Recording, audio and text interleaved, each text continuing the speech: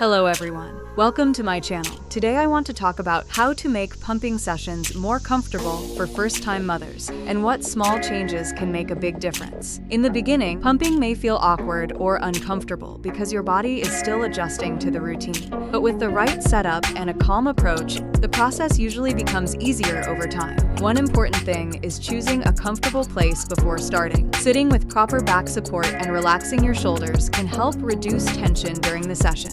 Before pumping, some mothers gently massage the area for a short time or use a warm cloth. This may help support smoother flow and make the session feel more natural.